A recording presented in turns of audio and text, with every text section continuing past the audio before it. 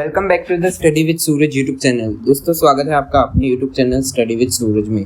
आज की इस वीडियो में हम अंडरस्टैंडिंग पॉलिटिकल थियोरी जो आपका सब्जेक्ट है उसकी यूनिट 4 पढ़ेंगे, जिसका नाम है critical perspective in political science या फिर political theory, feminist and post modern. अब यहाँ पर हम फेमिनिस्ट एंड पोस्ट मॉडर्न जो थियोरीज है उनके बारे में पढ़ेंगे। इससे पहले हमने लिबरलिज्म के बारे में पढ़ा, मार्क्सिज्म के बारे में पढ़ा एंड डिफरेंट जो पॉलिटिकल थियोरीज थी उनके बारे में पढ़ा, उन स्कॉलर्स के बारे में पढ़ा। आज की ये जो यूनिट है वो 4th यूनिट है, इसके बाद देन 5th यूनिट होगी एंड हमारा ये जो सब्जेक्ट है वो कम्प्लीटली 100% कवर कर लिया जाएगा इसका सिलेबस। तो ये 5 वीडियोज़ है, अप्रोक्सीमेटली लगभग आपके 6 आवर्स में इनको मैंने कंप्लीट करवा दिया है। 6 to 7 आवर्स में आपका पूरा का पूरा जो सब्जेक्ट है वो कवर हो जाएगा। एंड जो 2nd यूनिट है में भी उसके हमने 2 पार्ट बनाए हैं, पार्ट 1 एंड पार्ट 2, क्योंकि उसमें थोड़ा ज़्यादा हमें पढ़ना था एंड समझना था, क्योंकि उसमें इम्पोर्टेंट स्कॉलर्स थे और उन स्कॉलर्स के द्वारा दी गई अलग अलग जो उनका पर्सपेक्टिव था, अप्रोचेस थी, उनको समझना है। आज की जो 4th यूनिट है ये भी थोड़ी इम्पॉर्टेंट है, यहाँ से भी बहुत सारे क्वेश्चंस बनते हैं फेमिनिज्म एंड पोस्ट मॉडर्निज्म से रिलेटेड। तो आज की ये वीडियो इम्पॉर्टेंट रहने वाली है और अगर आप इस चैनल पर नए हैं डेफिनेटली इस चैनल को सब्सक्राइब कीजिएगा। आगे आने वाले समय में और भी जो अदर सब्जेक्ट है उनको भी हम कवर करेंगे एंड जो आपके एग्ज़ाम के टाइम पर मैं आपको पीडीएफ्स, इंपॉर्टेंट क्वेश्चन पेपर्स या फिर क्वेश्चंस के आंसर्स प्रोवाइड करवाऊंगा, वो डेफिनेटली आपको हेल्प करेंगे एक क्विक रिवीजन के तौर पर। तो इंट्रोडक्शन के साथ स्टार्ट करते हैं। तो देखिएगा क्या हुआ कि 18वीं शताब्दी के बाद क्या हुआ, दुनिया बदलने लगी। दुनिया कैसे बदलने लगी? दुनिया पहले मिडिवल वर्ल्ड में जी रही थी जहाँ पर चर्चेस का राज था या फिर रिलीजन को ज़्यादा यहाँ पर महत्व दिया जा रहा था। लेकिन अब क्या हुआ कि यूरोपियन एनलाइटनमेंट हुआ, देखा हमने कि जस्टिस दी गई। 1648 में वेस्टफालियन ट्रीटी हुई जिसमें नेशन स्टेट बनना स्टार्ट हो गए। तो यहाँ पर क्या माना जा रहा था कि जो ह्यूमन है वो रीजनेबल है, यानी कि नॉलेजेबल है, वो अपने डिसीजंस खुद ले सकता है और अब दुनिया जो है वो अपने आप इमेंसिपेट हो रही है। इमेंसिपेशन का मतलब होता है कि भाई यहाँ पर लोग जो है वो अपने आप स्वतंत्र हो रहे हैं। पहले क्या हुआ करता था, पहले राजा का शासन था, फ्यूडलिज्म था, राजा का बच्चा राजा बनता था। लेकिन अब क्या हुआ, अब यहाँ पर थोड़ा चेंजेस देखने को मिले। क्यों? क्योंकि यहाँ पर हम ये देख रहे थे कि मॉडर्नाइजेशन हो रहा था दुनिया में, नई नई ऑप्टिमिस्टिक थियरीज आ रही थी, क्रिटिकल पर्सपेक्टिव्स आ रहे थे जो डायरेक्टली अपोज कर रहे थे जो बहुत ही मतलब रूढ़िवादी विचारधारा थी उनको। तो यहाँ पर देखिएगा critical perspective directly oppose this optimistic universal view. अब यहाँ पर क्या हुआ कि पोस्ट मॉडर्निज्म या फिर पोस्ट मॉडर्निस्ट जो थे उन्होंने कहा कि आप मॉडर्निज्म को देखिए। मॉडर्निज्म को अगर आप देखते हैं, पढ़ते हैं, समझते हैं तो आप पाएंगे कि ये सारा का सारा क्या है, ऑप्टिमिस्टिक एक थिंकिंग है। ऑप्टिमिस्टिक थिंकिंग मतलब कि यूनिवर्सल व्यू है कि हाँ अगर मॉडर्नाइज्ड हो जाएगा, बड़ी बड़ी फैक्ट्रीज लगेगी एंड देन पता क्या होगा कि सभी लोग स्वतंत्र हो जाएंगे, लिबरेट हो जाएंगे, सभी को जस्टिस सर्व कर दी जाएगी। तो ये एक ब्लाइंड फेथ है, या फिर कह सकते हैं हम कि ये ब्लाइंडली हम किसी चीज़ को अनक्वेश्चनली फॉलो कर रहे हैं कि हाँ अगर लाइक इंडस्ट्रियलाइजेशन होता है, मॉडर्नाइजेशन होता है, ग्लोबलाइजेशन होता है तो दुनिया एक अलग ही लेवल में पहुंच जाएगी जहां पर सब अपने आप आज़ादी से जिएंगे। लेकिन यहाँ पर पोस्ट मॉडर्निस्ट जो थे उन्होंने ये बताया कि ये जो मॉडर्निज्म है उसको कहीं ना कहीं वेपन के रूप में यूज़ किया गया है ह्यूमन को ऑप्रेस करने के लिए, कि कहीं ना कहीं मानवों को दबाने के लिए उनके माइंड के साथ खेला गया। और किसने खेला? ये मॉडर्निस्ट्स ने, कि modern theory the and modern thinking को प्रस्तुत किया है, ऐसे प्रस्तुत किया कि भाई मॉडर्निज्म में कोई बुराई ही नहीं है, सब अच्छा है जी यहाँ पर। तो यहाँ पर देखिएगा फ्रैंकफर्ट स्कूल, अब फ्रैंकफर्ट स्कूल ऑफ थॉट जो है या फिर जो स्कॉलर्स है इस स्कूल के, तो यहाँ पर क्या होता है कि ये मार्क्सिज्म से जुड़ा एक स्कूल है। मार्क्सिज्म के बारे में हमने पिछली वीडियोज़ में पढ़ा है, आप अगर उन वीडियो को देखते हैं तो आपको अच्छे से समझ आएगा।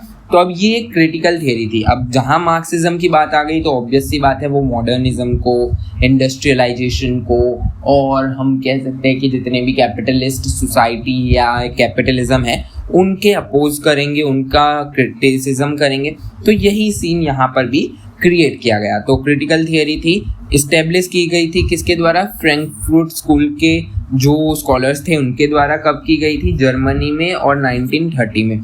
ये वेस्टर्न मार्क्सिस्ट फिलोसफी से इन्फ्लुएंस्ड थी ज़्यादातर, एंड साइकोलॉजिकल इंसाइट जो सिगमुंड फ्रॉइड के थे उनसे ज़्यादा इंस्पायर्ड थी। इसका प्राइमरी जो डेवलपमेंट था वो प्रोमिनेंट एडवोकेट्स जैसे कि थियोडोर एडोर्नो, हर्बर्ट मार्कस एटसेट्रा जैसे जो थिंकर्स थे, इसमें सबसे ज़्यादा इम्पोर्टेंट अगर कोई थिंकर था तो वो था हॉर्खैमर। अब मैक्स हॉर्खैमर के द्वारा एक पायनियर रोल प्ले किया गया था स्कूल ऑफ थॉट में। यहाँ पर उन्होंने एक एस्से लिखा था जिसका नाम था ट्रेडिशनल एंड क्रिटिकल थियरी।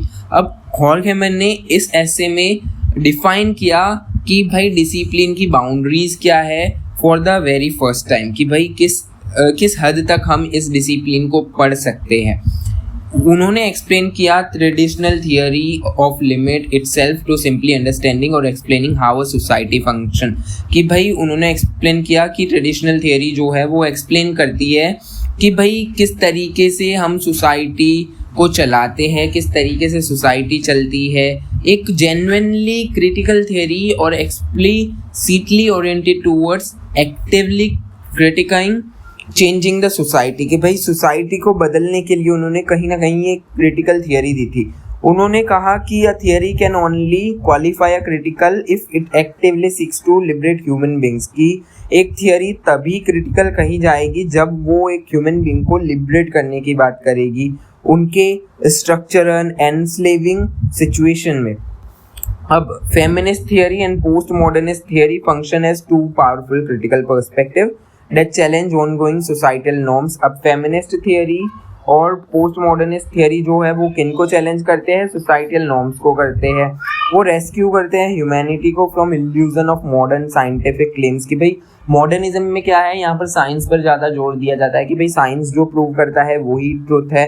पर यहाँ पर क्या है कि जो पुरानी नॉलेजेबल सिस्टम था उसको क्यों भूल रहे हो? क्योंकि वो भी तो एक एक्सपीरियंस के साथ, एक कस्टम से कुछ सीखा गया एक सिस्टम था, एक नॉलेज थी, उसे क्यों इग्नोर कर रहे हो आप? डेफिनेटली फैक्ट्स के आधार पर, रिसर्च के आधार पर, ऑब्जर्वेशन के आधार पर बोल रहे हैं, लेकिन कहीं ना कुछ मिस्टेक्स तो हो सकती है। तो यही बात यहाँ पर feminist and post modernist highlight करने की कोशिश करते हैं। अब फेमिनिस्ट वर्क जो है वो एक लॉन्ग स्टैंडिंग जो मेल डोमिनेंस था उसको ब्रेक करने के लिए इंट्रोड्यूस किया गया था। सोसाइटी में क्या था कि कहीं भी आप मतलब जाइए, किसी भी कंट्री में जाइए, नॉट ओनली इन इंडिया, आप यूएसए में जाइए, आप कहीं भी जाइए, तो यहाँ पर एक ट्रुथ ये मिलेगा कि पैट्रियार्कल जो सोसाइटी थी वो यहाँ पर देखने को मिलेगी कि जो absolute power of managing the affairs of a society है वो किसके पास है? वो एट द एंड है मैन के पास। तो इसी के खिलाफ कहीं ना कहीं फेमिनिस्ट जो थियरिस्ट थे उन्होंने आवाज़ उठाई। अब जब हम बात करते हैं फेमिनिस्ट पर्सपेक्टिव की, तो फेमिनिस्ट पर्सपेक्टिव को आप एक बार पॉलिटिकल साइंस में ही देख लीजिए।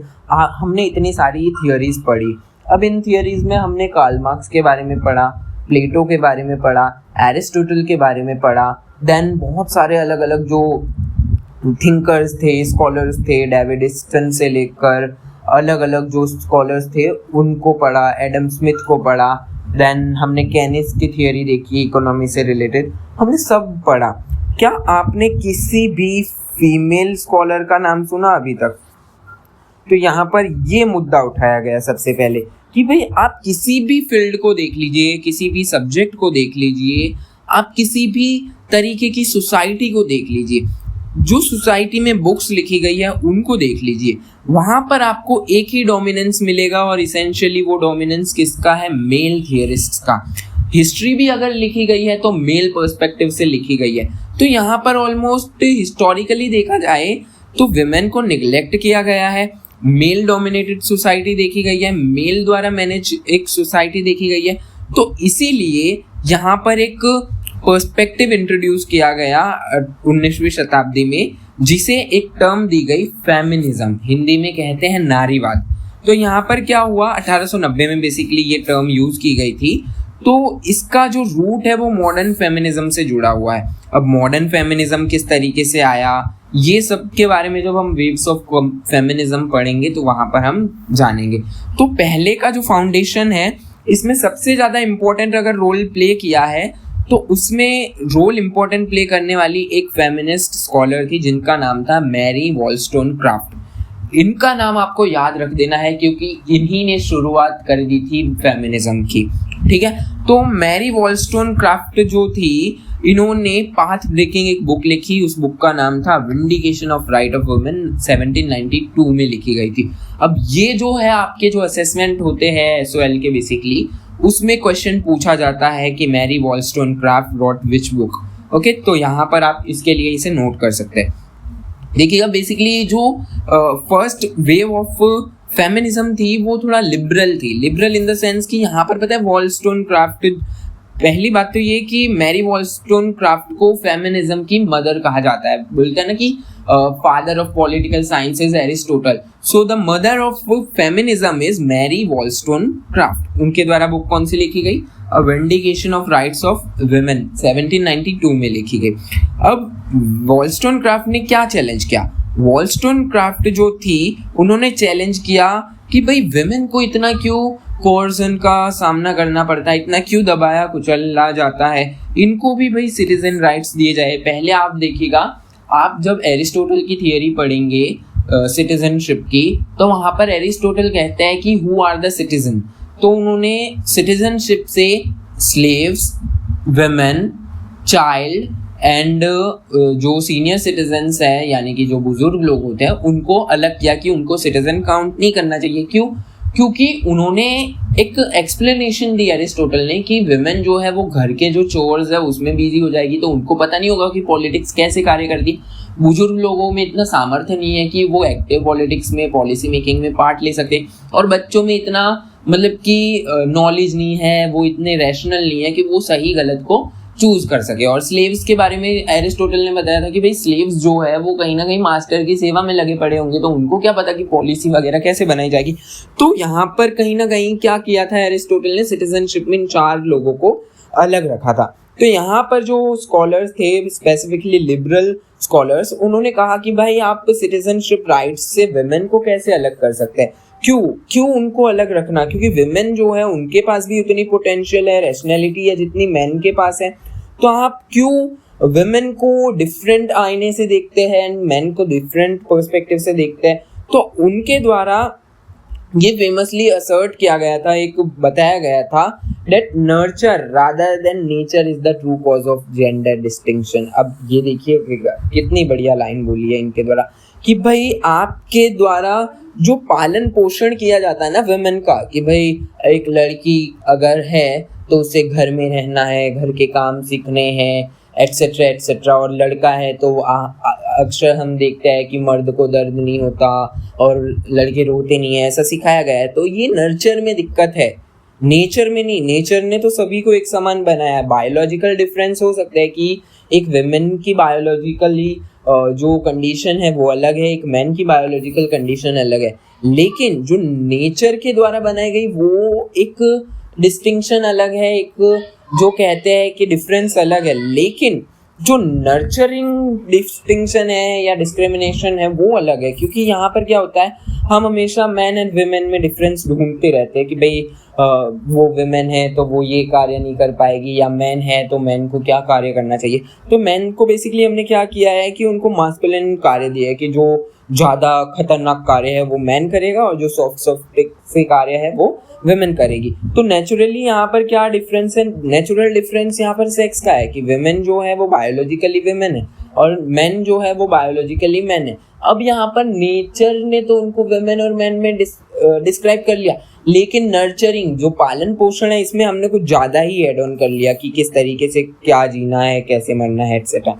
तो अब यहाँ पर क्या हुआ कि ये जो अर्ली अपराइजिंग ऑफ फेमिनिज्म थी वो किसके लिए थी? वो किसी मतलब ऐसा नहीं था कि भाई विमेन है मैन है, तो यहाँ पर कोई रेडिकलिज्म नहीं देखा जा रहा था कि विमेन में जो मैन के खिलाफ एक अलग ही विद्रोह है कि विमेन को ज़्यादा राइट्स दिए जाने चाहिए।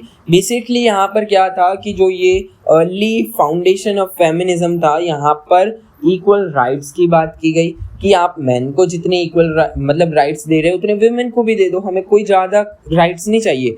इसमें कौन इंपॉर्टेंट रोल प्ले कर रहा था? जॉन स्टुअर्ट मिल। जॉन स्टुअर्ट मिल की हमने पिछली वीडियोस में एक थियरी भी पढ़ी। अब जॉन स्टुअर्ट मिल के द्वारा एक टेक्स्ट लिखा गया था 1869 में। उस टेक्स्ट का नाम क्या था? The subjection of women. अब मिल ने यहाँ पर फुल स्केल एनालिसिस प्रोवाइड किया था फीमेल की कंडीशन का, कि किस तरीके से massive advantage society would gain by granting women full legal and political. कि भाई अगर आप वुमेन को ज़्यादा राइट्स देते हैं, वुमेन को आप राइट्स देते हैं मैन के बराबर, तो किस तरीके से हमारी सोसाइटी एडवांस करेगी, किस तरीके से हम आगे बढ़ सकते हैं। मिल ने ये एडवोकेट किया था for this because he believe that what society traditionally labels as natural nature of women is completely spurious, a distorted product of forced systematic subversion and fabricated societal incitement। अब यहाँ पर मिल ने क्या कहा कि हम जो मानते हैं ना कि वुमेन को नेचुरली घर में रहना चाहिए, घर के कार्य करने चाहिए, एंड वुमेन को मतलब कि सॉफ्ट कार्य करने चाहिए एक्सेट्रा, तो ये एक हमारा मतलब एक माइंडसेट क्रिएट किया गया है। अपार्ट फ्रॉम इट हमें वुमेन को राइट्स देने चाहिए, and women's are more potential and have the capability to do wonders in their life. अब बात करते हैं स्कूल्स ऑफ फेमिनिज्म। अगर स्कूल्स ऑफ फेमिनिज्म की बात करें तो इसमें लिबरल है, रेडिकल है, सोशल है, एंड उसमें भी अगर सबसे ज़्यादा इम्पोर्टेंट अगर हम देखेंगे तो उसमें रेडिकल जो फेमिनिज्म है वो बहुत इम्पोर्टेंट रोल प्ले करता है आगे आने वाले समय में। तो फेमिनिस्ट जो है वो फाइट फॉर विमेन एक मूवमेंट था जो कि महिलाओं के अधिकार के लिए लड़ा गया था, अपोजिशन टू मेल डोमिनेंस, कि भाई मेल का जो डोमिनेंस था उसके खिलाफ ये एक लड़ाई थी। कहीं ना कहीं यहाँ पर जीत हासिल हुई। Instead different branches of advocate, देखिएगा फेमिनिज्म में भी बहुत सारे डिफरेंट जो ब्रांचेस हैं वो एग्जिस्ट करते हैं। सबसे पहले लिबरल फेमिनिज्म की बात करें तो यहाँ पर क्या है, एम्फसाइज किया जाता है इंडिविजुअल राइट्स पर, कि भाई वुमेन रिगार्डलेस ऑफ सेक्स की मैन है या वुमेन है, सभी को बराबर यहाँ पर राइट्स दिए जाने चाहिए, एंड सभी को अपॉर्चुनिटी दी जानी चाहिए, चाहे वो पॉलिटिकल है, लीगल है, एजुकेशनल है या सोसाइटियल है, इक्वल अपॉर्चुनिटी दी जाए जेंडर को साइड रखकर। लिबरल फेमिनिस्ट जो है वो एडमायरेशन रखते हैं पावर ऑफ रिस्पेक्टिव लॉज पर, कि भाई इंस्टीट्यूशंस में चेंज होना चाहिए, लॉज में चेंज होना चाहिए, कि भाई जो हिस्टोरिकल डिनायल हुआ है इक्वल राइट का वुमेन को उसमें चेंजेस होना चाहिए, और वुमेन को कहीं ना कहीं आप कुछ अपॉर्चुनिटी प्रोवाइड करवाओ, चाहे वो बेस्ड ऑन रिजर्वेशन क्यों नहीं है, आप उन्हें कुछ ना कुछ इक्वालिटी प्रोवाइड करवाओ। और रेडिकल देखें तो रेडिकल ब्रांचेस क्या है कि भाई वो कहते हैं कि जितने भी ये जो डिस्क्रिमिनेशन हुआ था तो उसमें क्या हुआ था, पावर के कारण हुआ था, गवर्नमेंट्स के कारण हुआ था, तो ये कहीं ना कहीं वुमेन के लिए, फेमिनिज्म के लिए हानिकारक है, और इन पावर को, इन इंस्टीट्यूशंस को हट जाना चाहिए एक वुमेन की प्रोग्रेस के बीच में से।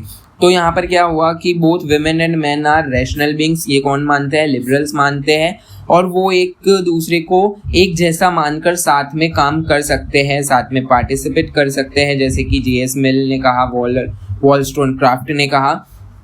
तो इसमें अगर हम लिबरल फेमिनिज्म की बात करें और उसमें प्रोमिनेंट स्कॉलर्स की बात करें, मैंने यहाँ पर बहुत सारे स्कॉलर्स का नाम लिख दिया है, लेकिन अगर आपको कुछ स्कॉलर्स का नाम याद रखना है तो उसमें आप मैरी वॉलस्टोनक्राफ्ट और इनकी बुक को याद कीजिएगा, और जॉन स्टुअर्ट मिल या J.S. मिल और उनकी बुक को याद कीजिएगा। बाकी ये सारे ही जितने भी मैंने आपको लिखे हैं वो आप एक बार PDF पढ़ लीजिएगा तो आपको क्लियर हो जाएगा। ये सारे स्कॉलर्स जो हैं वो एक इम्पोर्टेंट रोल प्ले करते हैं। अब यहाँ पर क्या हुआ कि लिबरलिज्म है वो बहुत सक्सेसफुल रहा, यहाँ से शुरुआत हुई, यहाँ से फिर यहाँ कहीं ना कहीं विमेन को राइट्स मिल गए, किसके? वोटिंग राइट्स मिल गए, उनको सिटीजनशिप में राइट्स मिलने लगे। तो ये एक सफल आंदोलन था, मूवमेंट था। अब यहाँ पर क्या हुआ कि हिस्टोरिकल एक्सपीरियंस को देखें तो यहाँ पर एक विमेन की जीत हुई, जो पहले सिस्टम फेल हो गया था या फिर जो रिकॉग्नाइज नहीं कर रहा था विमेन की पावर को और डिस्टिंक्शन कर रहा था मेल और फीमेल में, तो यहाँ पर कहीं ना कहीं डिफरेंसेस जो थे वो दूर हुए। एंड यहाँ पर क्या हुआ कि जो वुमेन था, वुमेनहुड था या फेमिनिज्म था, वो जीत गया। फिर आते हैं सोसाइटल फेमिनिज्म में। अब सोसाइटल फेमिनिज्म में क्या है कि भाई यहाँ पर देखिएगा, सोशलिज्म में हमने पढ़ा था कि सोशलिस्ट क्या सोचते हैं, उनकी क्या थियोरी है, पर्सपेक्टिव है, अप्रोच है, तो वहाँ से आप थोड़ा बहुत आइडिया ले सकते हैं। हमने पिछली वीडियो में बहुत अच्छे से समझा था। तो socialist feminist shift it's focus in the toxic interconnection between the capitalism and patriarchy. तो अब यहाँ पर देखिएगा सोशलिस्ट क्या कहते हैं। सोशलिस्ट कहते हैं कि देखो, पैट्रियार्की, मैन एंड जो वेमेन के साथ डिस्क्रिमिनेशन हुए वो तो एक कारण है ही कि वेमेन इतना पिछड़े हालातों तक रह गई एटसेट्रा, पर एक और कारण है, और वो कारण कौन सा था? वो कारण था कैपिटलिज्म एंड हिंदी में कहे तो पूंजीवाद। अब पूंजीवाद, ये देखिएगा, सोशलिज्म हिंदी में कहते हैं समाजवाद। आप अगर पिछली वीडियोस देखेंगे तो वहां से आपके माइंड में ये क्लियरिटी हो जाएगी कि आखिरकार क्यों इन्होंने कैपिटलिज्म पर प्रहार किया या वार किया। तो यहाँ पर क्या हुआ, spreading widely between 1960s and 70s। तो सोशल फेमिनिज्म कब स्टार्ट हुआ? स्प्रेड होना 1960s 70s के बीच। तो इस स्कूल ऑफ थॉट ने क्या प्रूव किया? Gender biased system of patriarchy की एक कारण ये है, और capitalist system of production operated collectively to oppress women, कि भाई जो कैपिटलिस्ट सिस्टम है उसमें वुमेन को आगे आने नहीं दिया और ऑप्रेस किया है हमेशा वुमेन को, इसलिए वो भी एक गुनहगार है वुमेन की इस हालत के लिए। अब यहाँ पर क्या हुआ, सोशलिस्ट फेमिनिस्ट जो थे उन्होंने डिमॉन्स्ट्रेट किया कि women's financial dependence on male bread winner is the primary cause of domestic discrimination. अब जितने भी डोमेस्टिक वायलेंस, डोमेस्टिक डिस्क्रिमिनेशन होता है वो किसके कारण से होता है? देखिएगा, वुमेन में हमको ये बताया गया है कि वुमेन घर का कार्य करेंगे, मेल बाहर कमाने जाएंगे। तो अब यहाँ पर क्या हुआ कि वुमेन तो घर का कार्य कर रही है, उसके पास तो पैसा है नहीं, तो फाइनेंशियली वुमेन कहाँ पर डिपेंडेंट हो गई? वो अपने भाई, पति या पिता पर डिपेंड हो गई। तो यहाँ पर क्या हुआ कि जो वुमेन है वो डिपेंडेंट हो गई ब्रेड विनर पर। ब्रेड विनर का मतलब होता है वो व्यक्ति जो कमा रहा है। अब वहाँ पर अगर डिपेंडेंट हो गई तो ये एक सबसे बड़ा डिस्क्रिमिनेशन हो गया। जब तक उनके हाथ में कोई पैसे नहीं आएंगे तो she will not be able to do anything। तो यहाँ पर इस तरीके से प्रहार किया कि women's financial dependence on male, की women जो है वो आर्थिक रूप से मेल पर डिपेंड है, और अगर मेल उनको पैसे नहीं देंगे तो कहीं ना कहीं वुमेन के साथ बुरा ही होगा। तो under the capitalism the highly unequal ownership of wealth, ownership of wealth मतलब कि जितनी भी ओनरशिप ऑफ वेल्थ है वो किसके पास है? वो मेल के पास है। तो यहाँ पर between sexes gives massive boost to systematic male domination. अब यहाँ पर देखिए ओनरशिप ऑफ वेल्थ में क्या है कि भाई मेल का डोमिनेशन देखा जाता है, इसीलिए क्या है, true gender equality can never be achieve through simple legal tricks. कि अगर आप ट्रू जेंडर इक्वलिटी अचीव करना चाहते हो तो हमें थोड़ा बहुत बदलाव नहीं करना, सिर्फ सिंपल लीगल ट्रिक्स नहीं करने कि आपने कानून में बदलाव कर दिया एंड हाँ अब हमारी सोसाइटी में विमेन को रिप्रेजेंटेशन मिल जाएगा। यहाँ पर सोसाइटी को बदलने की ज़रूरत है। यहाँ पर क्या है, total elimination of these exploitative economic and social structures, की ये जितने भी एक्सप्लॉयटेटिव जो आर्थिक या फिर सामाजिक जो संस्थान है उनको हटाना पड़ेगा हमें।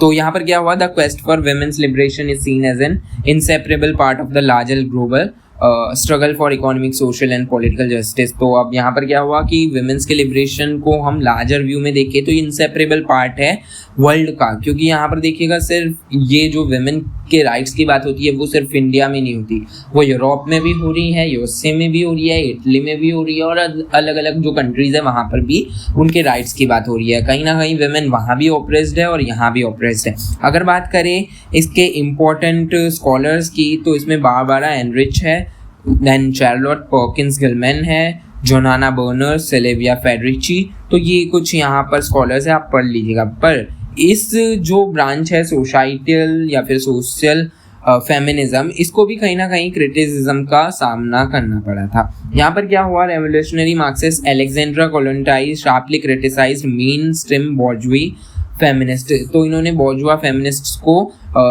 क्रिटिसाइज किया था। सोशलिस्ट फेमिनिस्ट जो थे उन्होंने बॉर्जुआ या फिर कह सकते हैं लिबरल जो फेमिनिस्ट थे उनको क्रिटिसाइज किया था। क्यों क्रिटिसाइज किया था? क्योंकि देखिएगा ये जो मुद्दे उठा रहे थे वो किन वुमेन के उठा रहे थे? वो उठा रहे थे उन वुमेन का जो अपर क्लास वुमेन थी। अपर क्लास वुमेन यानी कि देख लीजिए, अपर क्लास वुमेन के पास क्या है कि उनके पास एक सोसाइटल रिस्पेक्ट है, और लोअर क्लास वुमेन के पास क्या है, उनको डबल चुनौतियों का सामना करना पड़ रहा है। पहले तो उनकी इकोनॉमिक कंडीशन इतनी अच्छी नहीं है, दूसरा जो वेमेन के साथ डिस्क्रिमिनेशन हो रहा है। लेकिन अगर अपर क्लास वेमेन का देखें तो उनकी इकोनॉमिक कंडीशन अच्छी है, लेकिन उनको कहीं ना कहीं सामना करना पड़ता है जो पैट्रियार्कल थिंकिंग है उसका।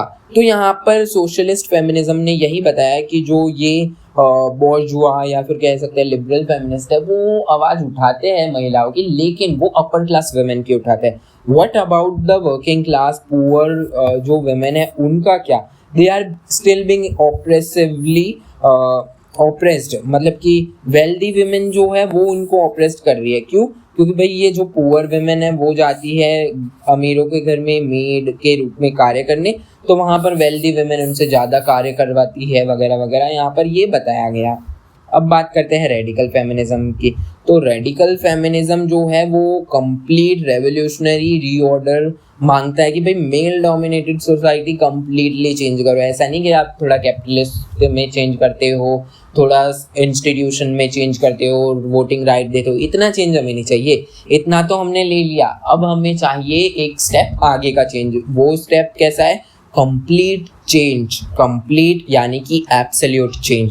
ये पैट्रियार्की को कैसे देखते हैं? As the most fundamental system या फिर systematic form of operation running through all social, economic and political spheres of life. कि भाई पैट्रियार्की जो है वो सिर्फ और सिर्फ एक पर्टिकुलर इंस्टीट्यूशन में एग्जिस्ट नहीं करती, ये सोसाइटी में भी है, इकोनॉमी में भी है, पॉलिटिकल स्फीयर में भी है। तो इसे कंप्लीटली इरेडिकेट करना पड़ेगा। तो रेडिकल फेमिनिस्ट जो है वो डिमांड क्या करते हैं? Total elimination of male supremacy. ये इंसिस्ट करते हैं कि women's distinction experiences must be analyzed alongside other structural division like race, caste, sexual orientation। कि देखिएगा, आप देखिए विमेन डेफिनेटली डिस्क्रिमिनेशन का हिस्सा है, उनके साथ बहुत डिस्क्रिमिनेशन होता है। हम सिर्फ विमेन की डिस्क्रिमिनेशन को देखते हैं, लेकिन उन विमेन का क्या जो लोअर कास्ट से आती है, क्लास से आती है, रेस से आती है, सेक्सुअल ओरिएंटेशन की बात की गई यहाँ पर, कि उनको तो डबल ट्रिपल तरीके के डिस्क्रिमिनेशन को फेस करना पड़ रहा है। एक तो लोअर क्लास कास्ट रेस से है, उसका डिस्क्रिमिनेशन है, और ऊपर से विमेन है, तो यहाँ पर उनको कितने सारी समस्याओं का सामना करना पड़ रहा है। तो विमेन को अगर आप ट्रूली लिबरेट करना चाहते हैं, इमेंसिपेट करना चाहते हैं from constructed social norms and the institution of patriarchy, तो इन इंस्टीट्यूशन को अबॉलिश करना पड़ेगा और कंप्लीटली अबॉलिश करना पड़ेगा इन इंस्टीट्यूशंस को। रेडिकल फेमिनिस्ट का ये मानना था। अब यहाँ पर की थिंकर्स की बात करें तो इसमें जेनिस रेमंड, एंड्रे डॉर्किंस वगैरह, इन्होंने इम्पोर्टेंट रोल प्ले किया। आप पीडीएफ पढ़ेंगे तो वहाँ पर आपको और भी बहुत सारे नाम मिलेंगे। ओके, तो आप उन्हें पढ़ लीजिएगा। पीडीएफ की लिंक आपको डिस्क्रिप्शन बॉक्स में प्रोवाइड करवा दी है। पीडीएफ फ्री ऑफ कॉस्ट है। ओके, तो पीडीएफ आपको फ्री ऑफ कॉस्ट मिल जाएगा, पीडीएफ आप डाउनलोड कर लीजिएगा। इन स्कॉलर्स ने collectively organized struggle against the sexual objectification of women, कि भाई वेमेन जो है उनको ऑब्जेक्टिफाई किया जाता है सेक्स के आधार पर। यहाँ पर क्या है? Male violence such as rape को एक इस तरीके से दिखाया गया। आप निर्भया केस जो हुआ था दिल्ली का, उसमें देखिएगा, जब उन क्रिमिनल्स से पूछा गया, रेपिस्ट से पूछा गया, एक्यूज्ड जो थे, कि आपने क्यों किया, so one of them told that we wanted to teach the girls a lesson to not wander in the night, कि हम उनको एक लेसन सिखाना चाहते थे कि रात को ऐसे ना घूमे लड़कियां। तो यहाँ पर कहीं ना कहीं देखा गया है कि रेप को एक डराने धमकाने के लिए वेपन के रूप में यूज किया गया था, एटसेट्रा। तो इसी के लिए यहाँ पर आवाज उठाई गई। And traditional gender roles that artificially restrict women to private household, कि भाई वुमेन जो है उनको घर में ही रहने दो एंड घर की चार दीवारियों से बाहर मत जाने दो। तो इसके खिलाफ यहाँ पर आवाज उठाई गई। अब कोर पॉइंट्स ऑफ फेमिनिस्ट की बात करें तो भाई क्या थी वो कोर पॉइंट्स? तो सबसे पहला था entrenchment of gender. Entrenchment of gender से क्या तात्पर्य है या क्या मतलब है? What does entrenchment of gender mean? तो जेंडर इनइक्वालिटी क्या है? यूनिवर्सली वाइड स्प्रेड है। ऐसा तो नहीं है कि किसी एक पर्टिकुलर सोसाइटी में है या टाइम फ्रेम में है, एंशिएंट टू मॉडर्न, हम आज भी देखते हैं कि विमेन के साथ डिस्क्रिमिनेशन होता है। तो फेमिनिस्ट जो है वो सिंगल वर्ड में बोलते हैं कि भाई विमेन के साथ जितना भी ये जो डिस्क्रिमिनेशन हो रहा है, whether they are being made housewife और इकोनॉमिक ब्रेड विनिंग जो है वो सिर्फ मेल के पास है और विमेन को बोला गया आप घर का कार्य करें, तो इसके खिलाफ सभी फेमिनिस्ट ने आवाज़ उठाई है। चाहे आप लिबरल की बात करें, सोशल की बात करें या रेडिकल की बात करें, सभी ने इसके ऊपर तो आवाज़ उठाई है, इसमें कोई दो राय नहीं है। फिर the existence of patriarchy. Existence of patriarchy का क्या मतलब है? अब यहाँ पर देखिएगा कि भाई रूल ऑफ द फादर, आप किसी भी सोसाइटी में चले जाइए, हेड ऑफ द फैमिली कौन है? Head of the family is father. यहाँ पर रूल ऑफ द फादर को यहाँ पर चैलेंज किया गया कि भाई पैट्रियार्की से दूर हटो, हमें एक ऐसी सोसाइटी चाहिए जहाँ पर the rule of the mother can be the reality, कि rule of the mother can be the reality. तो यहाँ पर देखिएगा कई बदलाव हुए। आज भी अगर भारत में हमें देखे, राशन कार्ड जो महिलाओं मतलब मिलते हैं आज, पहले क्या हुआ करता था? पहले कोई भी हो सकता था, either she can be a women और अ मैन, बट अब क्या है, हेड ऑफ द जो हाउस है या हेड ऑफ द फैमिली जो है वो विमेन होगी। राशन कार्ड में हेड ऑफ द फैमिली होगी विमेन। आज भी अगर आपके घर में राशन कार्ड है तो यू कैन सी दैट वहाँ पर या तो आपकी मम्मी या दादी का फोटो होगा राशन कार्ड में, but earlier it was not that. Earlier कोई भी हो सकता था, मेल और फीमेल। ओके, तो अब यहाँ पर क्या हो गया, रूल ऑफ द फादर, उससे थोड़ा हम परे जाने की कोशिश कर रहे हैं कि women plays a pivotal role. Okay, in her classic text sexual politics 1970, Kate Millett ने कौन सी बुक लिखी? सेक्सुअल पॉलिटिक्स 1970 में लिखी थी। उन्होंने कहा कि जो पैट्रियार्की जो है वो परमानेंट सोशल कंस्टेंट है, running through every economic, social, political institution. तो ये क्या है? एक सोशल कंस्टेंट है जो सभी क्षेत्रों में देखा जाता है। Millet proved that patriarchy is natively grounded in the conventional family setup, कि हम कन्वेंशनल या ट्रेडिशनल फैमिली सेटअप देखेंगे ना, उसमें पैट्रियार्की या पितृसत्ता जो है वो चलती ही आ रही है, नेटिव है। Which acts as its primary breeding ground, कि भाई यहाँ से ही शब्द शुरुआत की जाती है। उन्होंने क्या प्रपोज किया? Solution is radical. उनके द्वारा जो सॉल्यूशन थे वो ऑब्वियसली रेडिकल थे, क्योंकि ये रेडिकल फेमिनिस्ट थे। तो उनके द्वारा क्या प्रस्तुत किया गया? The absolute abolition of conventional family system, की भाई देखिए root cause at the end क्या है? फैमिली सिस्टम जो ट्रेडिशनली कन्वेंशनली चलते आ रहा है उसी को हटा दो, फैमिली सिस्टम ही हटा दो। अब यहाँ पर फैमिली हटा दो, ना रहेगी फैमिली और ना होगा पैट्रियार्कल सोसाइटी। पर बिल्कुल देखिएगा, आप अगर किसी चीज़ का विरोध करते हैं, उसको जड़ से हटा देते हैं ना, एकदम सप्रेस कर देते हैं, तो वो एक सॉल्यूशन नहीं है। धीरे धीरे इंस्टीट्यूशनल इवॉल्विंग चेंजेस आते हैं। तो इसका कहीं ना कहीं विरोध भी किया गया था, क्रिटिसिज्म भी किया गया था। हालांकि वो अभी हम नहीं पढ़ रहे, जब हम क्रैश कोर्स में पढ़ेंगे तब हम देख लेंगे। जब हम बेसिकली हम एक एक आइडियोलॉजी को, एक एक थियोरी को डिटेल में पढ़ेंगे ना, कि फेमिनिज्म में हम कंप्लीट फेमिनिज्म पर ही फोकस कर रहे हैं, तब हम उसे क्रिटिसिज्म भी देखेंगे और उसके जो मतलब स्कॉलर्स है उनके आर्ग्यूमेंट्स है उनको भी देखेंगे।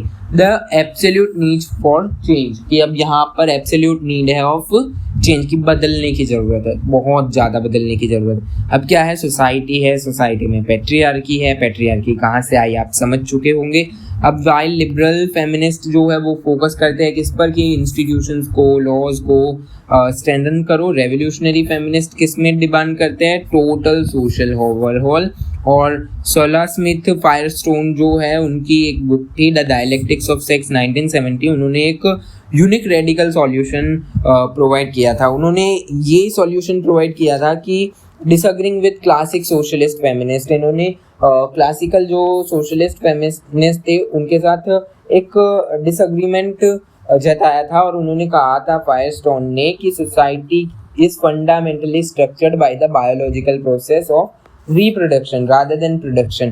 तो अब सोसाइटी को किस आधार पर बांटा गया है? रिप्रोडक्शन के आधार पर, जो कि बायोलॉजिकल है, कि वुमेन है वो क्या कर सकती है एंड मैन है वो क्या कर सकते हैं। उन्होंने कहा कि women can only be truly emancipated by using modern technology, कि भाई women को कैसे emancipate किया जाएगा?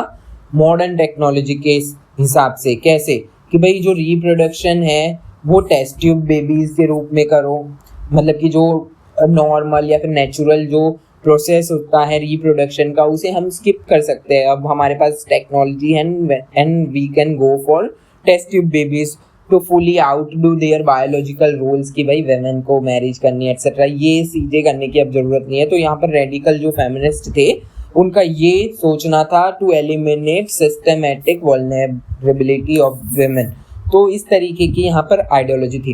देखिएगा अब यहाँ पर देखिएगा आपको थोड़ा बहुत ऐसा होगा कि हम क्या पढ़ रहे हैं, ऐसी विचारधारा तो बहुत किसी के लिए सही लग सकती है, कोई अग्री कर सकता है इस आइडियोलॉजी के साथ, इस पर्सपेक्टिव के साथ, इस अप्रोच के साथ, और कोई डिसअग्री कर सकता है। You as a political science students आपको सारी आइडियोलॉजी पढ़नी है। कोई आइडियोलॉजी आपको बहुत अच्छी लगेगी, कोई आइडियोलॉजी आपको बहुत बुरी लगेगी कि how can one think like this, कि कौन ऐसे सोच सकता है। तो आपको पढ़ना है, पेपर पास करना है और अपने एकेडमिक्स में वंडर्स करने हैं। आप अगर किसी पर्टिकुलर आइडियोलॉजी को लेकर वो बोलते हैं ना डिबेट डिस्कशन करने लग जाएंगे कि she can not tell this is wrong, करना अच्छी बात है, you are a political science student and आपको बहुत अच्छे से करना आना चाहिए डिबेट डिस्कशन वगैरह, पर इसमें कोई मतलब इश्यू ना खड़ा हो कि भाई इस तरीके से कैसे पढ़ा दिया या ये कैसे पढ़ा दिया। Whatever I am teaching you from the resources like books, जो SOL की बुक्स है या फिर पॉलिटिकल थियोरी की जो बुक है बाय O.P. गौबा, उसकी जो मेरी नॉलेज है उसके थ्रू ही, उसके हिसाब से ही मैं आपको पढ़ा रहा हूँ। अगर आपको किसी भी प्रकार की मतलब ऐसा लगता है कि मैंने आपकी जो आइडियोलॉजी है उस पर प्रहार कर दिया, सो आई एम सॉरी, एंड मुझे यहाँ पर अनबायस्ड होके पढ़ाना पड़ेगा। मुझे हर एक आइडियोलॉजी को, थिंकिंग को, थियोरी को, फिलोसफी को उसी वे से पढ़ाना होगा जैसे कि वो स्कॉलर्स बताना चाहते हैं। ओके, तो इसके लिए एक छोटा सा डिस्क्रिप्शन था ये, क्योंकि हर्ट हो जाते हैं कुछ लोग। मैंने प्रीवियस वीडियो बनाई थी उसमें मैंने सोशलिज्म के बारे में पढ़ाया था, तो कुछ लोग आके मुझे बोल रहे थे why do you think that socialism is this that, but मैंने वहाँ पर क्रिटिसिज्म नहीं किया था, खुद का क्रिटिसिज्म नहीं था, जो क्रिटिसाइज किया गया था स्कॉलर्स का वही था। तो ये बात होती है, तो आपको ओपन माइंडेड रहना होगा while studying political science. Okay, तो अब हम वेव्स ऑफ फेमिनिज्म की बात कर लेते हैं। तो फर्स्ट वेव ऑफ फेमिनिज्म जो थी वो 1840 से 1850 के बीच आई। इसमें अगर इम्पोर्टेंट थिंकर की बात करें तो Mary Wollstonecraft, John Stuart Mill, Emmeline and Christabel Pankhurst वगैरह, ये जो स्कॉलर्स थे वो थे। उन्होंने किस राइट्स की बात करी थी? बेसिकली ये लिबरल स्कॉलर्स थे। अब यहाँ पर विमेंस की बेसिक पॉलिटिकल इकोनॉमिक राइट की बात की गई, सिटीजनशिप की बात की गई, वोटिंग की बात की गई, यहाँ पर विमेन के इंटरेस्ट के लिए बात की गई। सेकेंड वेव ऑफ फेमिनिज्म की बात करें तो ये 1960 में आई, जो सोशलिज्म के रूप में देखी गई, रेडिकल एंड रिवॉल्यूशनरी थी ये, जिसमें जर्माइन ग्रीर, सोला स्मिथ, फायरस्टोन जैसे जो स्कॉलर्स थे वो इंक्लूडेड थे। देन इनका फोकस क्या था? Toward challenging the main violence की, मेल जो वॉयलेंस देखा जाता है उसके खिलाफ आवाज़ उठाई गई, सेक्सुअल सबमिसिव के खिलाफ, पैट्रियार्की के खिलाफ आवाज़ उठाई गई, एंड पैशनेटली प्रमोट किया गया फीमेल सॉलिडेरिटी को, ग्लोबल सिस्टरहुड को। यहाँ पर ग्लोबल ब्रदरहुड के बारे में आपने सुना होगा, आज ग्लोबल सिस्टरहुड के बारे में भी आप सुन लीजिएगा। फिर आया पोस्ट फेमिनिज्म या फिर थर्ड वेव, जिसे emerging as a critique of second wave of post feminism. यहाँ पर क्या हुआ? Scholars like Katie Roiphe, Camille Paglia, Natasha Walter and Pat Califia, इन्होंने एक डिमांड किया women reject the label of passive victim, कि passive victimism को reject किया, see themselves as highly autonomous powerful agents. They argue that sexuality should be viewed as liberating force, कि भाई sexuality जो है वो liberating force के रूप में यूज की जानी चाहिए, एक victimhood के रूप में नहीं। consensual sex की बात की इन्होंने, should be freed from taboos की। देखिएगा consensual sex जो है उनको taboo free कर दो। feminism must focus on hard marital material equality rather than merely symbolic gender critic, की gender criticism पर ना फोकस किया जाए।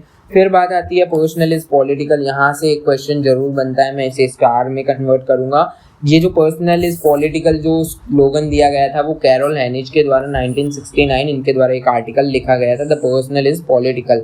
अब यहाँ पर क्या कहा गया था देखिएगा, हम दो भाग में देखते हैं, एक है पॉलिटिकल स्फीयर एंड एक है पर्सनल स्फीयर। पर्सनल जो स्फीयर है उसे हम एक घर के रूप में मानते हैं। अब इस पर्सनल स्फीयर में वुमेन किस डिफिकल्टीज का सामना कर रही है, उसे पहले क्या माना जाता था कि भाई पर्सनल है, वुमेन का पर्सनल फैमिली मैटर है या फिर कह सकते हैं अपना मैरिटल मैटर है, वो अपना पर्सनल है। लेकिन 1969 में कैरोल हेनिस ने लिखा कि भाई आप अगर कानून बना रहे हैं तो इंडिविजुअल के लिए बना रहे हैं, सिटीजन्स के लिए बना रहे हैं।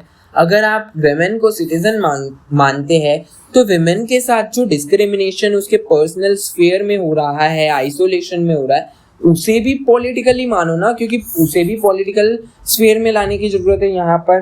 तो यहाँ पर इस तरीके की आवाज़ उठाई गई थी कि जो पर्सनल स्फीयर है उसे भी पॉलिटिकल स्फीयर में लाना पड़ेगा, क्योंकि domestic life is not an isolated, क्योंकि वुमेन जो है यहाँ पर भी समस्याओं का सामना करती है।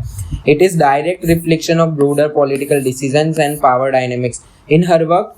अब कैरोल हेनिस ने कौन सा वर्क किया था या लिखी थी बुक, उनकी बुक थी ऐसे कौन सा था, the personal is political, and book कौन सी थी, justice, gender and the family. उन्होंने पॉलिटिकल फिलोसफर सुसेन मॉल्कर हॉकिन के जो 4 रिस्पेक्ट थी उनको यहाँ पर इनहेरेंट किया था, द प्रेजेंस ऑफ पावर, कि पावर जो है वो डिफाइनिंग फीचर है किसका, पॉलिटिक्स का, and private family sphere is deeply saturated, कि जो प्राइवेट फैमिली स्फीयर है उसे सैचुरेट किया गया है पावर डायनेमिक के साथ। Visibly unequal gender relation and domestic violence को इग्नोर किया गया है जो हम पर्सनल स्फीयर में देखते हैं। Then state infiltration. State infiltration में क्या है, the domestic sphere is directly design by political state, की डोमेस्टिक स्फीयर क्या है, पॉलिटिकल स्टेट के द्वारा या उनके डिसीजन द्वारा डिजाइन किया गया है। तो स्टेट जो है वो रेगुलेट करते हैं इंस्टीट्यूशंस ऑफ मैरिज को, dictating strict legal guidelines regarding who can marry at what age, की भाई कौन किस उम्र में शादी कर सकता है, कैसे कर सकता है, वेदर की होमोसेक्सुअल या फिर सेम सेक्स मैरिज जो है वो रिकॉग्नाइज्ड होगी या नहीं, एटसेट्रा। तो यहाँ पर पर्सनल जो स्फीयर है जहाँ पर डिस्क्रिमिनेशन हो रहा है तो उस पर भी तो स्टेट का ही दायित्व है, जिम्मेदारी है। अर्लियर सोशलाइजेशन की अगर बात करें तो private family is primary site where individuals early psychological socialization take place, की प्राइवेट फैमिली जो है वहाँ पर सबसे ज़्यादा जो सोशलाइजेशन है, साइकोलॉजिकल सोशलाइजेशन है वो प्लेस लेता है।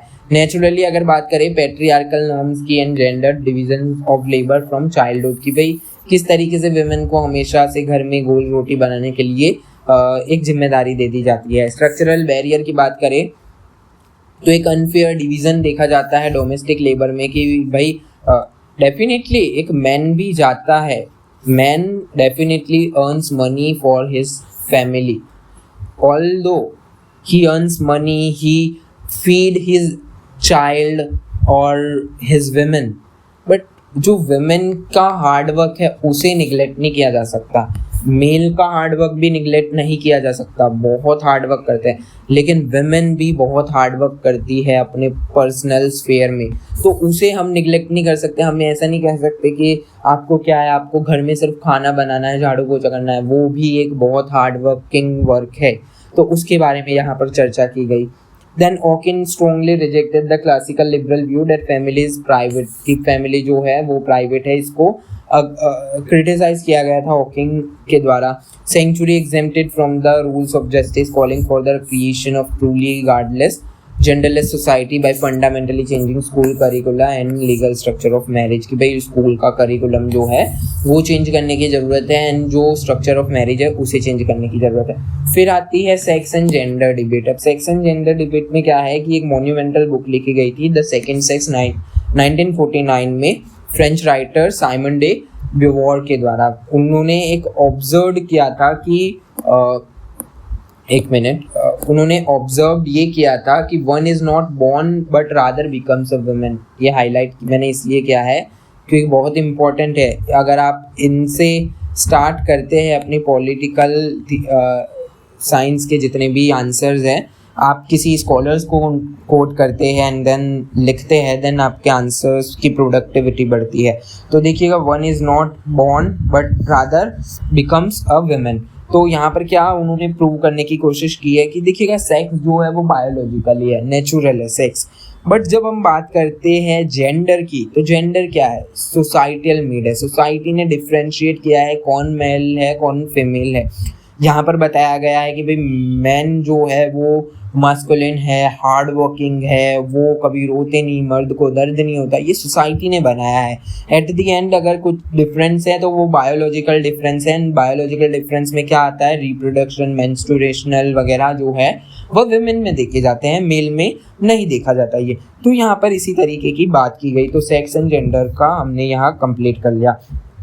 तो यहीं पर इनकी जो थियरी है वो घूमती है सेक्स एंड जेंडर को लेकर। आप एक बार पढ़ लेंगे इसे तो आप अच्छे से समझ जाएंगे। In sex and social justice Martha Nussbaum defended comprehensive form of feminism, कि भाई हमें ये सेक्स और जेंडर के बीच जो डिस्क्रिमिनेशन है या डिस्टिंग्विश करना आना चाहिए कि सेक्स का मतलब क्या होता है, जेंडर का क्या मतलब होता है। तो यहाँ पर यही बताया गया। अब बात करते हैं पोस्ट मॉडर्निज्म की। पोस्ट मॉडर्निज्म, आपको लगता नहीं है कि मॉडर्निज्म के बाद का समय या स्कॉलर्स उसकी बात कर रहे हैं? तो पोस्ट मॉडर्निज्म में क्या हुआ? लेट 20th सेंचुरी में इमर्ज हुआ ये as a radical critique and direct product of modernism, कि भाई मॉडर्निज्म, एनलाइटनमेंट वैल्यू जो है उनका एक क्रिटिक के रूप में इमर्ज हुआ। यहाँ पर क्या आउटलाइन किया गया है? एक deep and widespread scepticism, relativism and subjectivism direct against the established knowledge system. अब यहाँ पर क्या हुआ कि भाई ये आप बोलते हो कि साइंस के द्वारा सब कुछ बताया जा सकता है एंड करेक्ट बताया जाता है। तो पोस्ट मॉडर्निस्ट ने इसी का विरोध किया कि whatever you are telling is not absolutely correct. वहाँ पर ह्यूमन रीजन की भी ज़रूरत है। Exposing how ideology is actively used to nourish political and economic power, कि किस तरीके से साइंस का यूज़ करके आइडियोलॉजिकल वे से किस तरीके से पावर को नरिश किया जाता है। The rejection of objectivity. अब रिजेक्शन ऑफ ऑब्जेक्टिविटी की अगर बात करें तो ये मूवमेंट जो है वो रिजेक्ट करता है मॉडर्निस्ट स्टेटमेंट को that a singular objective reality exist, कि भाई मॉडर्निस्ट क्या बिलीव करता है कि भाई एक सिंगुलर ऑब्जेक्टिविटी जो है वो रियलिटी में एग्जिस्ट करती है। ये डिसमिस करते हैं फ्रॉम नेव इमेच्योर रियलिज्म से, कि भाई ये नेव है, इमेच्योर है बोलना। इनकी आर्ग्यूमेंट ये है कि what is truth is nothing more than A social construct, कि आप जिसे भी सच मानते हैं वो सोशल कंस्ट्रक्ट है, यानी कि उसमें कुछ ना कुछ झूठ छुपा हुआ है, कुछ भी 100% परफेक्ट नहीं है। Nothing is perfect 100%। ओके, तो यहाँ पर ट्रूथ में भी कुछ ना कुछ झूठ है। The popularization of the term structurally tied to French philosopher Jean-François Lyotard following 1979 publication of landmark book The Postmodern Condition, A Report on Knowledge। ठीक है, ये बुक आप याद रख लेना या लिख भी लीजिएगा। क्या बुक थी? एक बुक थी, किनके द्वारा लिखी गई थी? French philosopher gene François Leotard के द्वारा 1979 में बुक लिखी गई और बुक का नाम था the post modern condition, a report on knowledge. Post modernist जो थे वो कम्प्लीटली डिनाई करते हैं मॉडर्निस्ट फेथ को in science and technology as pure instrument of human progress. तो मॉडर्निस्ट क्या मानते हैं कि साइंस और टेक्नोलॉजी है वो प्योर इंस्ट्रूमेंट्स है ह्यूमन प्रोग्रेस के, कि साइंस के थ्रू ही हम आगे बढ़ रहे हैं। लेकिन पोस्ट मॉडर्निस्ट जो बोलते हैं वो बोलते हैं कि नहीं, आप थोड़ा गलत हो, आपको हम सही करेंगे। इनका ये बोलना था। दे डिमॉन्स्ट्रेटेड, उन्होंने आर्ग्यू किया कि the misguided pursuit of objective scientific knowledge, की जितनी भी साइंटिफिक नॉलेज है वो मिसगाइडेड है। तो यहाँ पर जितनी भी नहीं, मतलब ऑब्जेक्टिव साइंटिफिक नॉलेज, जो कि देखिएगा साइंस ने डेफिनेटली प्रोग्रेस की, विमेन की, उनका जो काम करने का तरीका था उसको आसान बनाया। जो काम 100 लोग करते थे उसे 1 लोग में कन्वर्ट कर दिया। लेकिन देखिए आप साइंस को किस तरीके से इन्होंने क्रिटिसाइज किया कि साइंस के वजह से क्या हुआ कि वर्ल्ड वॉर 2 हमने देखी। अब यहाँ पर क्या हुआ? अनप्रेसिडेंटेड स्लॉटर, कि कितनी जानें चली गई इन कॉन्फ्लिक्ट में। क्यों? क्योंकि मॉडर्नाइजेशन के कारण यहाँ पर क्या हुआ, यहाँ पर बहुत हैवी टेक्नोलॉजी यूज़ की गई, वेपन्स बनाए गए। तो यहाँ पर देखिए कितने लोगों को मार दिया गया, कितना यहाँ पर डिस्ट्रक्शन, मास स्केल डिस्ट्रक्शन देखने को मिला यहाँ पर। अब यहाँ पर single unified philosophy rather than a single unified philosophy, post modernism includes a highly diverse range of thinkers. अब पोस्ट मॉडर्निज्म एक सिंगल यूनिफाइड फिलोसफी नहीं है, इसमें अलग अलग जो थिंकर्स है, डाइवर्स थिंकर्स है, वो आते हैं, including Jean Francois Lyotard, Mikhail Bakhtin, Paul de Man, Michel Foucault. अब फोकॉल्ट की पावर थियरी के बारे में हमें जानना होगा. रिचर्ड रॉटी है, डेरिडा है, जैकस रेडिडा. तो आपको देखिएगा यहाँ पर 2-3 लोगों के बारे में आपको पता होना चाहिए. एक फ्रेंच फिलोसोफर जो है जीन फ्रेंकोस लोटार्ड, उनके बारे में, देन फोकॉल्ट की जो पावर थियरी है उनके बारे में, एंड जैकस डेरिडा के बारे में. अब पोस्ट मॉडर्निज्म को अगर हम डिफाइन करें तो यहाँ पर देखिएगा मार्टिन हेडगर जो है एंड जीन फ्रेंकोस लोटार्ड जो है, उन्होंने फेमसली डिफाइन किया था को that post modernism is core essence of postmodernism as an incredulity towards meta narrative. कि जो मेटा नैरेटिव बनाए गए हैं उनका एक विरोध है. This means a fundamental deep distrust towards any grand theory और ideology. कि आपने एक grand theory बना दी कि मान लीजिए अगर एनलाइटनमेंट लेना है तो साइंस की हेल्प लेनी पड़ेगी, तो ये एक मेटा नैरेटिव है जिसका विरोध पोस्ट मॉडर्निस्ट्स ने किया है, सच एज मार्क्सिज्म और enlightenment. Universal all-encompassing explanation of human history. Long before them, German philosopher Friedrich Nietzsche ने क्या बोला था कि एक मेटा नैरेटिव था that God will save me. तो यहाँ पर क्या हुआ कि नीशे का एक ग्राउंड वर्किंग फेमस फ्रेज था. बेसिकली नीशे जो था वो निहिलिज्म में बिलीव करता था और एक फिलोसफी के टीचर थे वो. तो यहाँ पर उन्होंने क्या कहा कि वो जिस कंट्री में रहते थे वहाँ पर ज़्यादा ही रिलीजन चल रहा था. तो उन्होंने एक दिन स्टूडेंट्स को एकत्रित किया एंड स्टूडेंट्स के लिए उन्होंने बताया, क्या बोला कि whom do you believe the most. तो स्टूडेंट ने बोला कि गॉड, कि आप किससे. फिर उन्होंने पूछा whom do you fear the most, कि आप किससे सबसे ज़्यादा डरते हैं. तो अगेन स्टूडेंट्स ने बोला गॉड से. तो फिर उन्होंने मतलब कि जो नीशे थे, फ्रेडरिक नीशे, उन्होंने एक पुतला लिया एंड उसे जला दिया एंड फिर कहा that God is dead, the death of God, मतलब कि गॉड इज डेड, कि गॉड जो है वो मर चुके हैं. अब आप आज़ाद हो, अब आपको किसी का फियर नहीं है. आप अपने ट्रम्प ऑफ कोल्ड, आप अपने साइंटिफिक रैशनलिज्म पर काम करो, अपने आप पर काम करो. ये वेस्ट में भी हुआ था. In similar when American philosopher Richard Rorty forcefully rejected the conception of that an objective neutral point of view is ever attainable. कि भाई ऑब्जेक्टिव या न्यूट्रल पॉइंट ऑफ व्यू जो है वो कभी हम अटेन कर पाएंगे.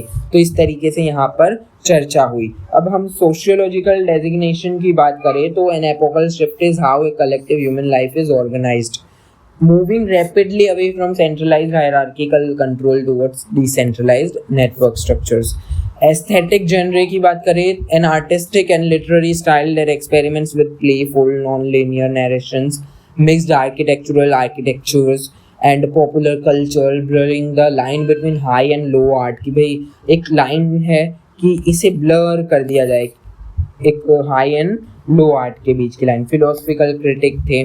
डिफरेंस की बात करें मॉडर्निज्म एंड पोस्ट मॉडर्निज्म में तो ग्रैंड नैरेटिव वर्सेस स्केप्टिनिज्म. अब मॉडर्निज्म में क्या था कि वो ग्रैंड नैरेटिव फेथ पर ज़्यादा जोर दे रहे थे, और यहाँ पर पोस्ट मॉडर्निज्म में स्केप्टिसिज्म, कि आप whatever you are telling that this is the absolute truth, that is not the truth. कि आप किसी चीज़ को एब्सोल्यूटली करेक्ट मान रहे हैं वो गलत है. यूनिवर्सल ऑब्जेक्टिव ट्रूथ या डिकंस्ट्रक्शन, कि आप एक को यूनिवर्सल ट्रूथ मान रहे हैं, ये गलत है, वो यूनिवर्सल ट्रूथ नहीं है, उसे डीकंस्ट्रक्ट करने की आवश्यकता है. Then homogeneity and diversity. तो मॉडर्निस्ट जो है वो होमोजेनिटी पर बिलीव करते हैं, दैट होमोजेनियस सोसाइटी पर बिलीव करते हैं, एंड जो पोस्ट मॉडर्निस्ट है वो डाइवर्सिटी पर बिलीव करते हैं. The opposition of modernity. अब अपोजिशन ऑफ मॉडर्निटी की अगर हम बात करते हैं तो यहाँ पर क्या हुआ, मॉडर्निस्ट पॉलिटिकल थियरिस्ट जो है, जिसमें मैकियावेली, हॉब्स, लॉक, रूसो, मोस्टेग्यू वगैरह, वोल्टायर वगैरह है, उन्होंने एक intellectual foundation of modernity build किया. यहाँ पर क्या कहा उन्होंने, रिप्रेजेंटेटिव डेमोक्रेसी को ज़्यादा जोर दिया, फॉर्मल लीगल इक्वालिटी को ज़्यादा जोर दिया, रैशनल स्टेट स्ट्रक्चर पर बात की. तो this emancipatory quest was further strengthened by Immanuel Kant philosophy absolute individual autonomy के रूप में. यहाँ पर इनका critical philosophers begin to question, यहाँ पर भी क्रिटिकल फिलोसफर जो थे उन्होंने क्वेश्चन करना स्टार्ट कर दिया। अब यहाँ पर इस रिजिड फ्रेमवर्क में जब क्वेश्चन करना स्टार्ट हुआ तो in his book After Virtue Alasdair MacIntyre demonstrated कि कैसे northern European culture successfully projected modernity as unquestioned dominant discourse, कि जो नॉर्दर्न यूरोप था वहाँ पर किस तरीके से मॉडर्निज्म को सक्सेसफुल दिखाया गया, उसके खिलाफ कोई क्वेश्चन नहीं हम उठा सकते, एक डिस्कोर्स के रूप में बताया गया जो एनलाइटनमेंट का प्रोजेक्ट बनता है। Then postmodernists confront this universalist approach, proving that because no single theory carries a transcendental truth, it is impossible to interpret the historical process. It is impossible, ठीक है, क्यों? क्योंकि यहाँ पर इंटरप्रेट करना इतना इजी नहीं है हिस्टोरिकल प्रोसेस को इन ए सिंपल लीनियर वे, कि आप किसी, देखिएगा हिस्ट्री क्या होती है कि कभी यहाँ पर वॉर होगी तो कभी नहीं होगी, तो हम एक उसे सिंपल लीनियर वे में हिस्ट्री को डिफाइन नहीं कर सकते। तो यही यहाँ पे बताया गया कि they attack on the core claims of modernity on specific fronts.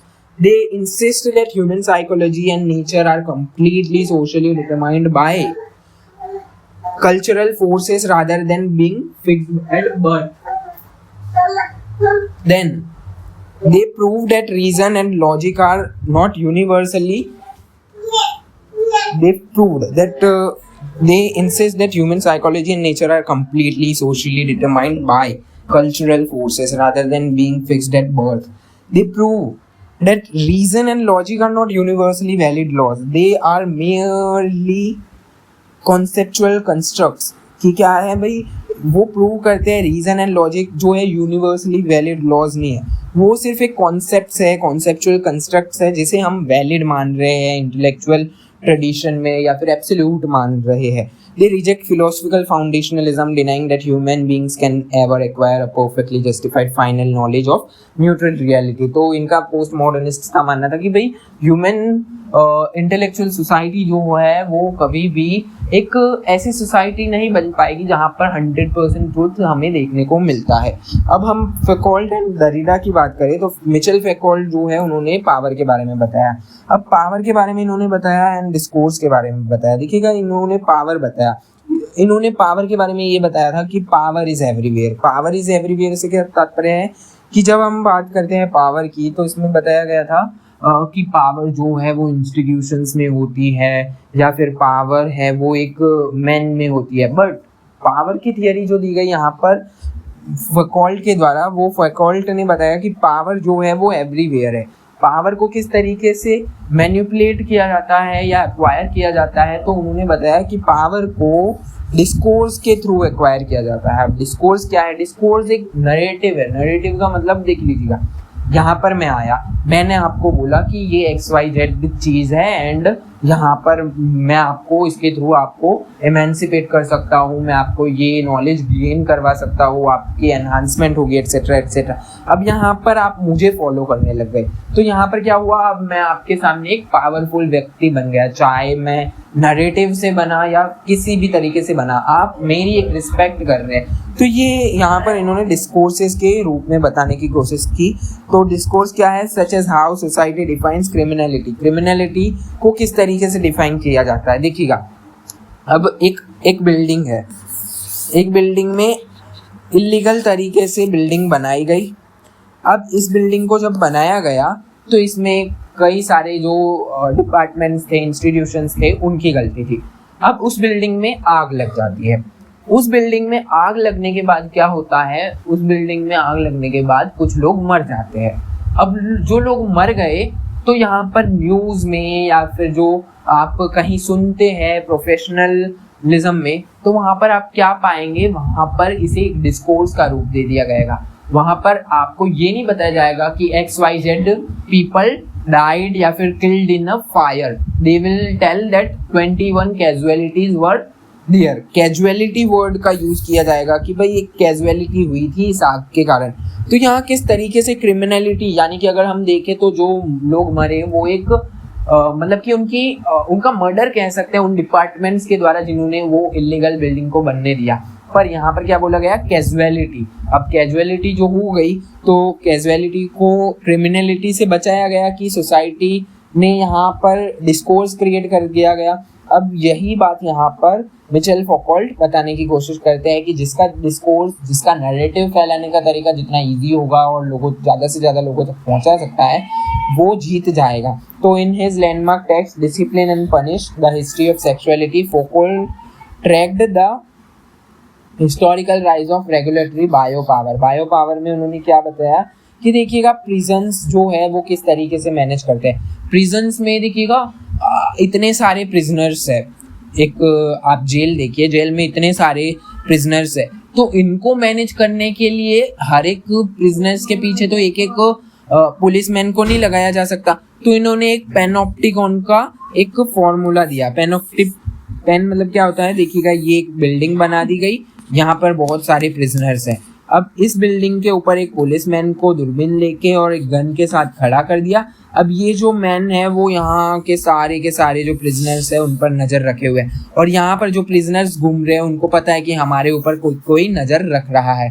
तो इस तरीके से यहाँ पर पैनोप्टिकन का जो प्रोसेस था या फिर थियरी थी, कॉन्सेप्ट था, वो बताया गया फौकॉल्ट के द्वारा। अब जैकेस डेरिडा की बात करें तो डेरिडा जो है वो इंट्रोड्यूस करते हैं radical interpretive approach known as deconstruction. कैसे सिस्टमेटिकली डीकंस्ट्रक्शन किया जाता है थियरीज का वेस्टर्न नॉलेज में। Derrida proved that because any written text can be interpreted in infinite number of ways। अब देखिएगा, आप किसी टेक्स्ट को पढ़ते हैं तो उस टेक्स्ट को आप जो पढ़ेंगे उस आपकी समझ अलग होगी। कोई व्यक्ति किसी फॉर एन एग्जाम्पल हिंदुइज्म में एक बहुत ही पवित्र बुक है, उसका नाम है श्रीमद् भगवद गीता। तो गीता जी में जो लिखा गया है वो अलग अलग व्यक्तियों के लिए अलग अलग तरीके से समझ है, ठीक है।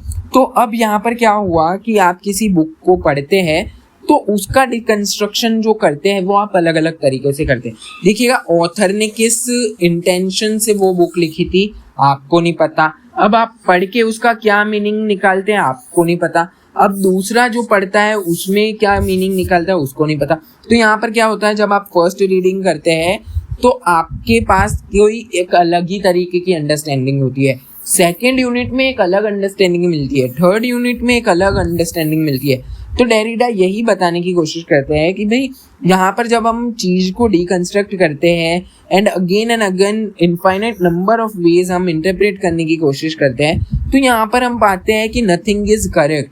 हर एक व्यक्ति जो है वो अपने हिसाब से करेक्ट ही है, क्योंकि उनकी अंडरस्टैंडिंग के हिसाब से वो इसे समझाने की कोशिश कर रहे हैं।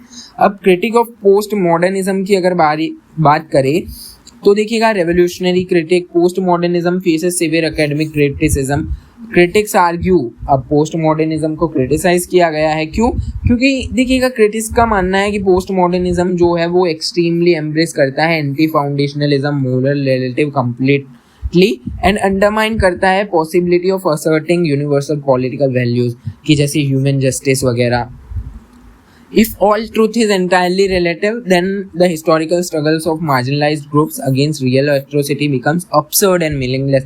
कि भाई अगर entirely जितने भी ट्रूथ है वो मतलब absurd है या फिर कह सकते हैं ट्रूथ नहीं है, तो फिर ये जो जितने भी मूवमेंट हुए वो तो मीनिंगलेस हो गए, absurd हो गए। Furthermore, postmodernism is routinely denounced as nihilist, immoral and politically irresponsible discourse की पोस्ट मॉडर्निज्म को रूटीनली डिनाउंस किया गया है निहिलिस्ट के रूप में, इमोरल पॉलिटिकली इरिस्पॉन्सिबल के रूप में, एंड कि भाई इसके पास लैक ऑफ इंटरनल कोहेरेंस है, living a decentred concept appearing highly ambiguous and comprehensive to ordinary citizen. अब ये जो समरी है आप खुद PDF को डाउनलोड करके एक बार पढ़ लीजिएगा, क्योंकि अगर समरी भी मैं पढ़ा दूंगा देन आपको थोड़ा बहुत अंडरस्टैंडिंग में लगेगा कि देखिएगा, समरी जो है वो मिक्सर है फेमिनिज्म एंड पोस्ट मॉडर्निज्म का। तो कुछ होमवर्क मुझे देना जरूरी है, ठीक है, तो ये PDF से आपको पढ़ लीजिएगा एंड ये कुछ सेल्फ असेसमेंट क्वेश्चंस है कि define feminism, critically evaluate the structural difference between liberal, socialist, radical school of feminist thought. I hope कि आप इस क्वेश्चन का आंसर बहुत अच्छे से दे पाएंगे। Then explain the historical evolution, primary demands of different views of feminism। I hope कि आप इसे भी आसानी से सॉल्व कर पाएंगे। Then third question है analyze the practical theoretical significance of slogan the personal is political। इसे भी आप अच्छे से समझा पाएंगे। फोर्थ क्वेश्चन है differentiate between sex and gender. I hope कि आप कैरोल हैनिस के बारे में जानते हैं, जो मैंने आपको पढ़ाया है उससे आप इसे अच्छे से समझ पाएंगे एंड समझा पाएंगे। Define post modernism, I hope कि समझा पाएंगे। And critically examine Foucault's concept of bipolar. Panopticon के बारे में मैंने बताया कि जेल है, जेल के ऊपर एक बिल्डिंग है, वहाँ पर एक पुलिसमैन खड़ा है जो सब पर एक नज़र रखे हुए है एंड जेल में जितने कैदी है उन्हें लग रहा है कि हाँ हम पर कोई नज़र रखे हुए है। तो ये सारे जो क्वेश्चन है वो सारे PYQ है, अगेन एंड अगेन इन्हीं से रिपीट किए जाते हैं। तो इन क्वेश्चंस को आप अगर अच्छे से करते हैं, दैट्स इट, आपके लिए इतना इनफ है। ओके, तो आज के लिए इतना ही, मिलते हैं नेक्स्ट वीडियो में। अगर आपको मेरे द्वारा पढ़ाई गई जो चीज़ें हैं समझ आ रही है तो वेल एंड गुड, और अगर आपका कोई फीडबैक है तो आप कमेंट कर सकते हैं। और अगर आपको ये वीडियो अच्छी लगती है लाइक ज़रूर कीजिएगा, हाइप ज़रूर कीजिएगा, अपने फ्रेंड्स के साथ ज़रूर शेयर कीजिएगा और चैनल को सब्सक्राइब करना ना भूलिएगा। स्टडी विद सूरज मेरे यूट्यूब चैनल का नाम है and definitely it will help you अगर आप सब्सक्राइब करते हैं। एंड आज के लिए इतना ही, मिलते हैं नेक्स्ट वीडियो में। धन्यवाद।